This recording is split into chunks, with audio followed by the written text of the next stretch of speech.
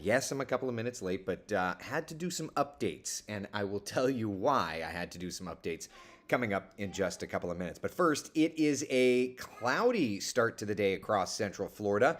The top two things we are tracking this morning, the clouds and how that could be impacting perhaps your afternoon plans on a Friday and looking ahead to the weekend. Plus, are we tracking the tropics in the Gulf of Mexico? My friends, it's possible. We'll be talking all about that and getting you ready through the weekend coming up in just a couple of minutes' time. But first, before we get into anything too deep, let's just look outside. And I showed this just a moment ago. That is a gray setup over at the Kennedy Space Center. Of course, SpaceX crews continuing to build that gantry for their next generation rocket. Meanwhile, just a few miles away from that launch pad on the left is Launch Complex 39B, where Artemis is set to launch later this month. We're already putting our coverage plans together at the old Deuce, and I could tell you, I'm going to be there. I could also tell you I'm going to be there at like 1 a.m. for a 8 a.m. launch. I think that's what they're targeting. That's going to be disgustingly early. But for those of you nerds that are going to be awake, we'll be doing like Facebooks and Twitters and all that fun stuff. All right, temperatures out the door, mid to upper 70s. It is a nice muggy start. First warning, live Doppler radar showing a few showers off the shoreline, kind of trying to come in from time to time. Let's zoom in here on the radar.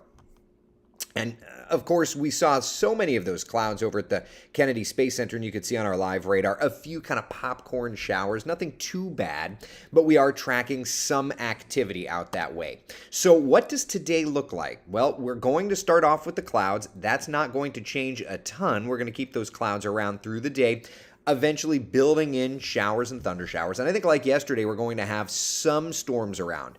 I was able to get it quiet enough at my house to mow the yard yesterday, which it needed it. And then, of course, in the afternoon, my son Eric wanted to go pick weeds, and who am I to not encourage that sort of behavior? So even though I was already exhausted and sweaty and had already showered, we went back out and we picked the weeds, at least some, until he literally took his gloves off like 5 minutes in, and he said, "I'm done," put his gloves down. That was it. So anyway, today, if you're wanting to do any outdoor activities, best to do it early because we do have those showers and those thunder showers. Marie, Connie, good morning to you. How are you? Deborah, Maxine, Warren, good morning. Warren over in Port Orange, did your little slice of Port Orange get some rain? I know that the Kendricks side got some rain. They told me to say hello to you, by the way. Courtney, good morning. Got a lot of rain in Chuliota. Time to drain the pool. Oh, isn't that a nice problem to have? It's so funny. At my house, I could see your storm just sitting there. It never really wandered over to my place. Susie, good morning. First off, I hope all is well. Sending all positive energy to you and your son. And don't ever say sorry for not being here. Real life is real life. So take care of yourself. Take care of your son. Take care of your family. We're here when you get back, okay? But sending all positive vibes your way. Cheryl, good morning to you. Hope you're doing well. Good morning, Linda. Hope you're having a great one. How are you, Anne-Marie? Good morning, good morning. Jan, good morning to you. Nancy, thank you very much. Good morning. Kenneth says, question for you and Tony. So if West 2 News buys you a coupe instead of a van, is your Little Deuce coupe? I expect that from Chris. I don't expect that from you, Kenneth. I'm just kidding. That's pretty funny. Oh my gosh, my Little Deuce coupe. Now I'm going to have that in my head. Cheryl, good morning to you. All right. Yes, got a little rain in Port Orange. Love it, love it, love it, love it. All right. So, all that said, where is today's rain? We know we're getting up to a 40% coverage of rain. Let's check in on Futurecast and see where we're at. This morning, model right off the bat doing a great job picking up on all of that cloud cover, right? We'll roll through time. 11, 12 o'clock, we'll start to see a couple of coastal showers. Nothing too bad, but coastal rains will be with us. By 1, 2 o'clock, starting to move that rain inland just a little bit. And you can kind of see widespread showers, even thunder showers by 4, 4:30. And then the storms start firing up by 6, 6:37. Which is tough because, like, that's when I know my son's going to want to get into the pool. And, yeah. tough. And then, of course, after that, kind of spreads on east and starts to fade. All right, so that's where we're at today. Not a bad setup. Not a bad setup at all. Showers and thunder showers definitely needed. Definitely could use some help in the rainfall department. When we look at the rainfall numbers for the month, let's see here, standby, MONTH. I know it's funny, whenever I need to say something to Jeannie that I don't want the kids to know, and parents, y'all will know about this, I spell it, and it occurs to me that eventually that will not work. I don't know at what age, as I'm typing MONTH, I'm like, anyway. So Orlando is actually the only place for the month that is surplus, and we got like all of that in one day. There was one soaker of a day at the beginning of the month. The rest of us are falling into a bit of a deficit, but I think when we look at the year, you get a bit of a better story, right? You get a bit of a better idea where we're at. Take a look at the numbers. We are well behind in Daytona Beach. Big surprise. If you live in Volusia, you know this to be the case. Melbourne, way behind. Leesburg, unbelievably so. You're sitting in like swampland. The rest of us are behind, including Orlando, nearly 5 inches, 4.5-ish, 5 inches-ish behind. So rain is something that we certainly could use, although I don't necessarily love the idea that the rain chances are on the increase looking ahead to the weekend. So let's just put this together and see where we're at. Okay? 40% coverage of rain today, 50% coverage of rain tomorrow. We've shifted the wetter day to Sunday as kind of we get a better handle on where our little weather patterns are around. All right? 40, 50, 60% coverage of these showers and these thunder showers. It does get a little lower in temperatures early next week, and then the heat starts to build. So all said and done, for outdoor activities, today looking just like yesterday. So if you're wanting to head out to SeaWorld, hot and humid, those afternoon showers and storms. If we're planning the weekend, at the moment, it looks like Saturday is going to be a slight edge over Sunday in terms of rain coverage being a little lower. But both days, just expect storms around. It just looks like Sunday we're going to up that ante just a little bit. All right? Not too bad. Not too bad. It's not like 100% chance of rain, right? Like our friends in the Gulf Coast are about to experience, but we'll talk about that in a little bit. I know I said deuce, Kenneth. I know. I'm just teasing. Let's see here. Oh, send little Eric over. You've got weeds to pick too. He's only good for like 5 minutes. That's the problem. And, then he gives up. I guess that's better than nothing, right? Volusia County friends. I know that your summer vacation is longer, or at least has extended longer than everyone else. But yours is also coming to an end. So savor this flavor. I know school starts for Volusia County. Is it Monday? I know it's this upcoming week. I think it's Monday. At any rate, season surf looking great. Water temperatures in the mid-range of the 80s. That feels outstanding. Surf running 1 to 2 feet. So get inside, please. Try to find some opportunity to enjoy. So here's where we're at. Enjoying this weather pattern as there's a lot of moisture out in the Gulf of Mexico and across North Florida with an old front, okay? That old front starts to sag a little further south. So tomorrow, we start to see an uptick in our rain chances. We're going to look at the extended Futurecast here in a moment. But you can see, we're transitioning into a stormier pattern. Then for Sunday, as that front stalls out, it's just like taking a mop or a sponge and squeezing it out over top of us. We're getting all of that atmospheric moisture, so rain chances are going to be higher. It's going to be a bit of a wetter day.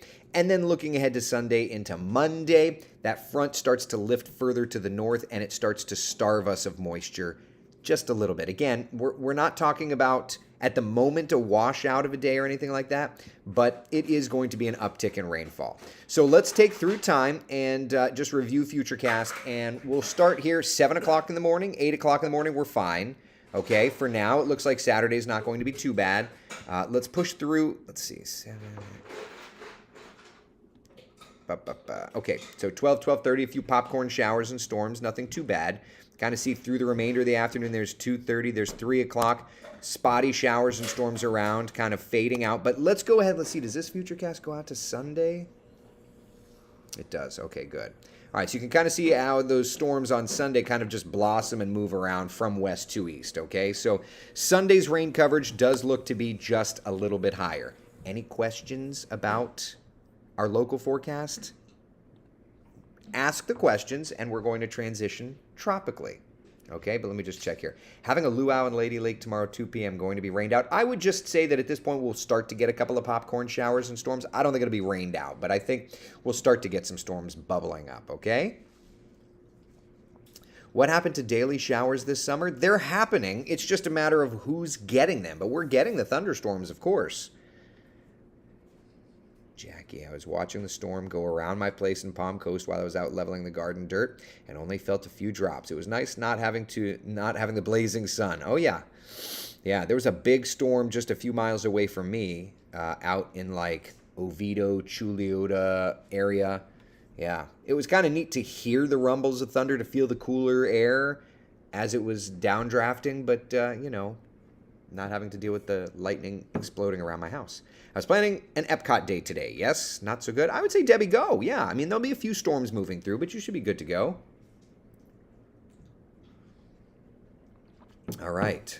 Let's see here. CPC issued a La Nina advisory. What's the difference between an advisory and a watch for La Nina? Justin, the issue is that we've been in La Nina for a couple of years now, so it's not really of big concern. Is the dust layer steering or stalling the front, creating the rainy weather?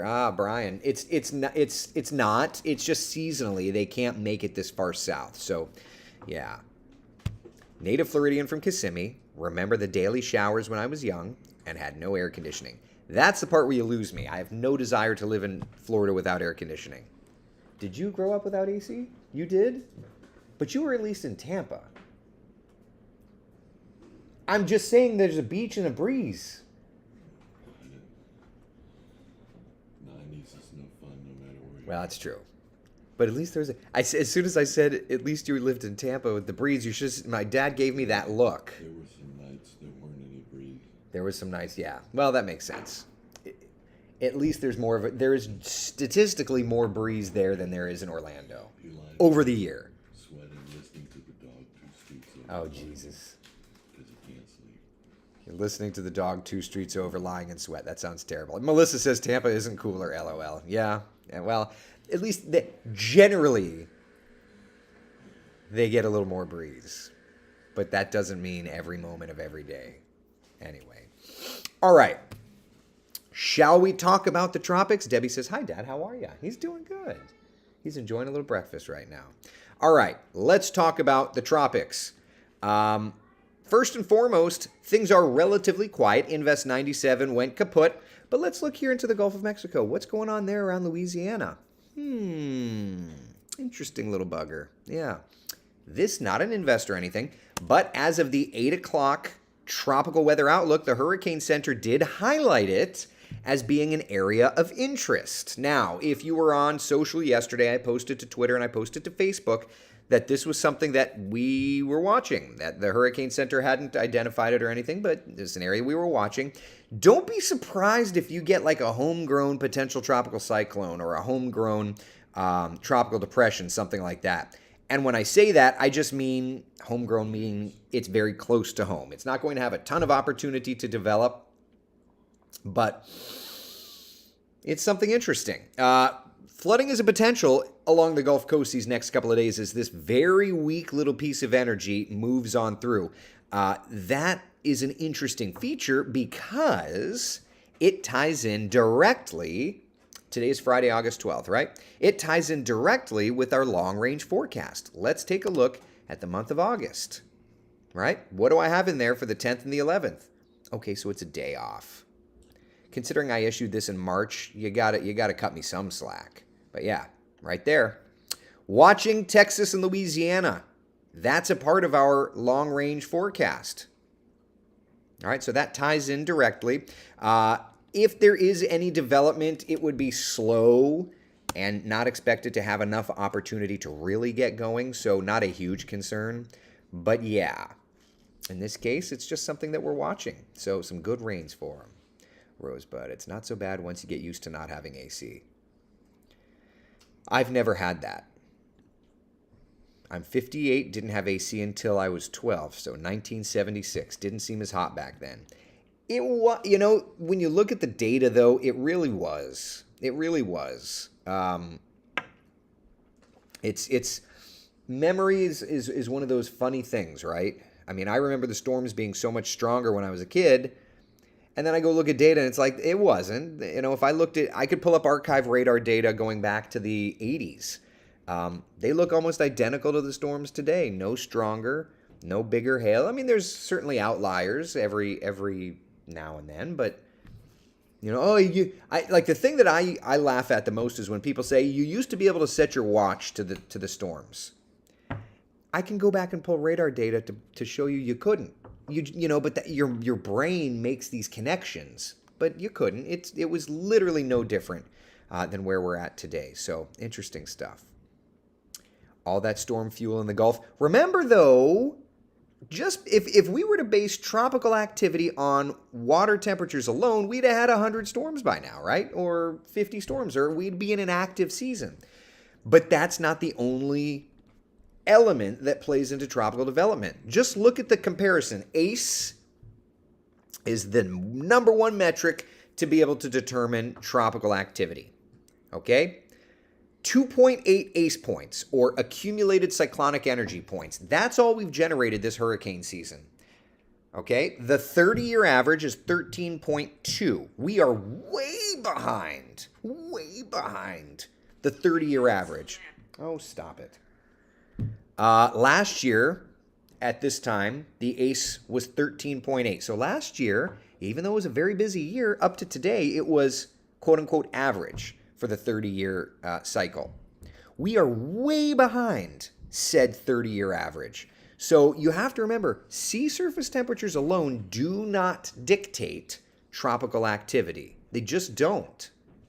Okay, there are other elements in play there, upper level winds, moisture, yada, yada, yada, yada. Somebody had just asked about Labor Day. At least tropically speaking, Labor Day should be relatively quick. There are no big features in our long-range forecast.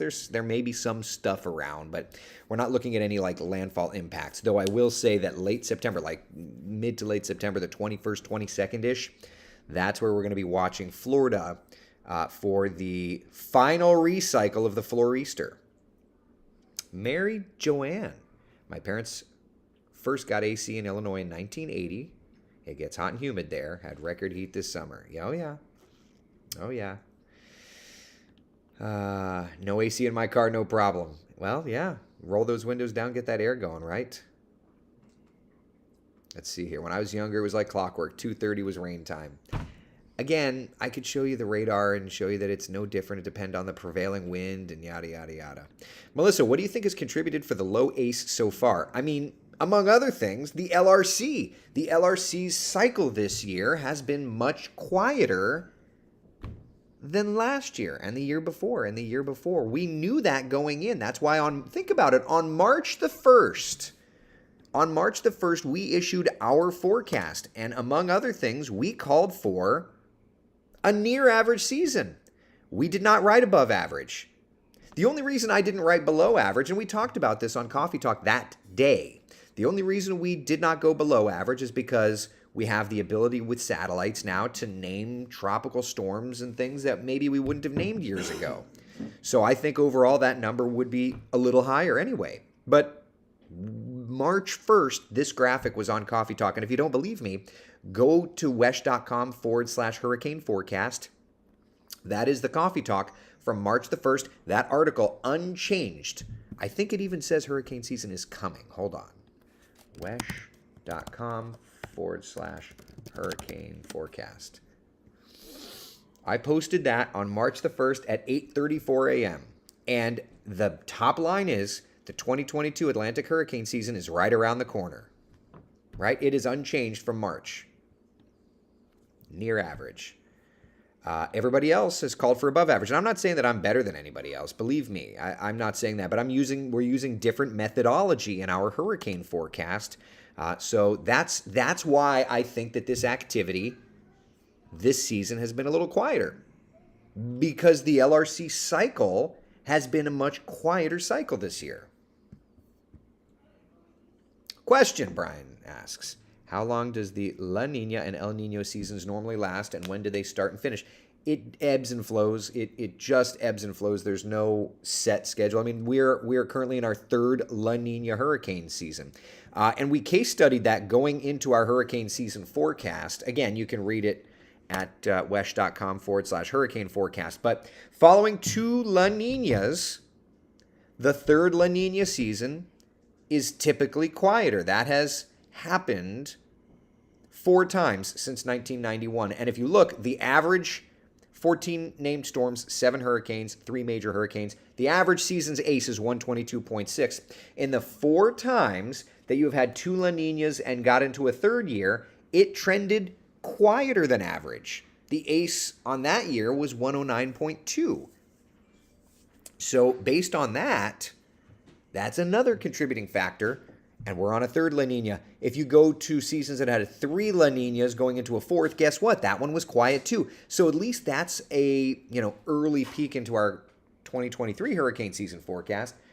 Next year may be a little quiet too if we just follow the analogs. We have to look and see what the La Nina year yields, but if you just look at the analogs or the previous years, that gives us data to support that maybe next year is a fairly quiet hurricane season as well. Long-winded answer. I apologize. Why do they name storms giving them life? Because not all storms are the same, and so that everybody's on the same page. They started doing it back in the 50s. Let's see here. Becky, I wouldn't go that far, my dear. Thank you for saying it, though. I appreciate it. Thank you. Appreciate it. Any stats on if... see, Anthony, I already answered your question before I even saw it. Yeah. So if there's 3 La Ninas, which we have, the 4th La Nina also looked to be fairly quiet. But we're digging in the weeds here. Are you still comfortable on the estimate on storms this year, or are you looking at a little less than predicted update? I will tell you, one thing that we try to do is not update our hurricane season forecast. So we're not going to update it. I like the ability to show this and show that my forecast has stayed, right? So NOAA went from 14 to 21 storms to 14 to 20 storms. Colorado State dropped from 20 named storms to 18 named storms. We're staying right where we were March 1st. We are not updating our WESH 2 hurricane season forecast. I like not changing it. That way at the end of the year, right or wrong, we called what we called on March the 1st, months ahead of time. And I like that. Goes into the whole first warning weather thing. Does the polar ice melt disrupt the weather patterns? I mean, everything plays in together, right? It's not just one thing. That's why weather forecasting, meteorology, is different than climatology. Climatology studies the overall picture and history. Meteorology studies things out ahead. They're very different. Was Hurricane Charlie during a La Nina season? Oy vey, you're asking me to remember. I remember the storm, but I don't remember if that was La Nina or not.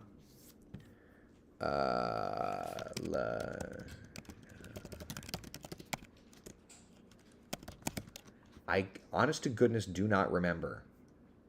I don't even know where I could go to look to see where. And there are some years where you'll go from a neutral to a La Nina, or neutral to an El Nino, or an El Nino to a La Nina, or something to that effect. Okay, so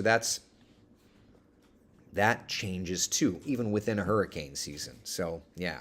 But we're staying put with our numbers, near average season, We're not out of the woods yet. Amazingly enough, you're right, Brandy, the peak of hurricane season is still ahead of us, right? But for the 30-year average, we've got a particularly slow start. Yes, Kenneth, it's a Google search, but it's hard for me to do a detailed Google search while I'm here talking to a few hundred of my closest friends. What time should we expect rain on Saturday in Oviedo during book signing from 11 to 1? Hoping it holds off. Well, Shannon, I would say that it's probably on the backside of your book signing. Good luck to you, though. All right. Becky says it was El Nino. Thank you. Yeah, I didn't have enough time to look. All right. Any questions, comments, concerns for our Friday, our weekend, the tropics? It'll be interesting to see. To me, it's funny. To me, that little thing out in the Gulf already is a victory to me. I don't need it to develop. I don't need any of these to develop. If there's a little storm system and it fits into my long-range forecast, then that's a victory to me.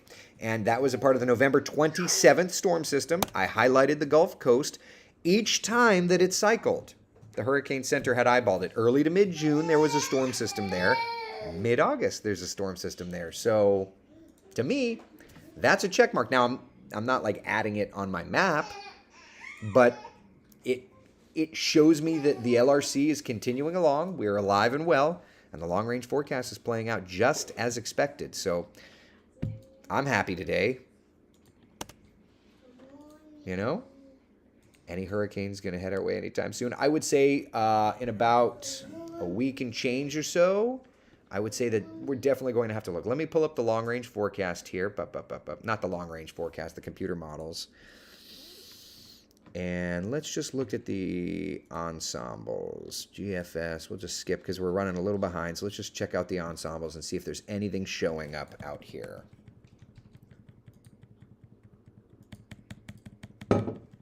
August 17th. A little storm system off the coast of the Carolinas. It's a little early, but there should be a storm system off the coast of the Carolinas around the 20s. A little something out there you see around Brownsville, Texas, Corpus Christi, Texas, and Mexico.